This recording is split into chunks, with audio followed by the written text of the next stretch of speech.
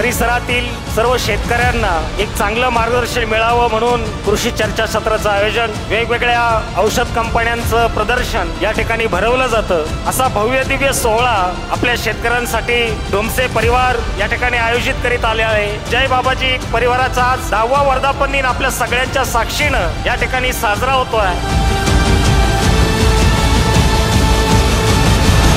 जय बाबाजी नावाचं एक छोटंसं रोपटं 2014 मध्ये सुरू केलेलं कृषी सेवा केंद्र आज 2024 पर्यंत मोठं वटवृक्षामध्ये त्याचं रूपांतर झालेलं आहे। सर्वांचा मोलाचा वाटा आहे। सर्व शेतकरी बांधवांचे व कंपनी प्रतिनिधींचे आभार मानतो।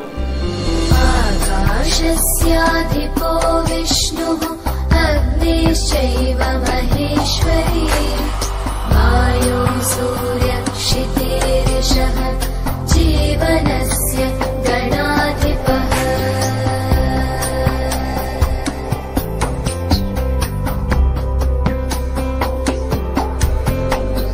अनपेक्षित पावसामुळे आपल्या जे काही शेतीतील चॅलेंजेस आहेत ते वाढत चालले आहेत दिवसेंदिवस। या व्यवसायात टिकून राहायचं असेल तर आपल्याला या चॅलेंजेस स्वीकारून त्याच्यावर काम करावं लागणार आहे। फार चंचल मनाने द्राक्ष शेती करता येत नाही।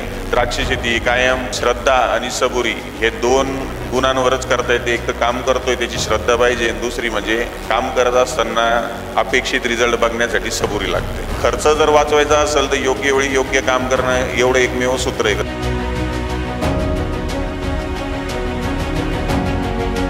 जसं शेती महत्त्वाचा पार्ट आहे आपला, तसंच आपलं शरीर सुद्धा तेवढंच महत्त्वाचं आहे। शेतीला जसं तुम्ही सांभाळता तसंच तुमचं शरीर आहे, तोपर्यंतच तुम्ही हे सगळं बघू शकणार आहे। तर तुम्ही स्वतःला वेळ द्या। आणि धन्यवाद जय बाबाजी कृषी सेवेला की मला एवढी मोठी संधी दिली।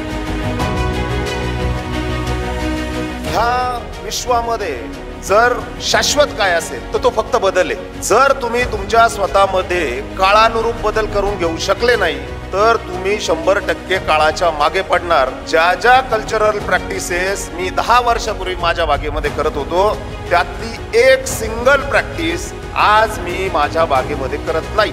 झाडाला फेवरेबल परिस्थिती निर्माण करून देणं हे एक उत्तम शेतकऱ्याचं काम आहे। बेस्ट क्वालिटी द्राक्ष करायचे असतील तर तुमच्याकडे खूप जास्त मात्रेने रूट मास असायला पाहिजे, फक्त पाला असून उपयोग नाही।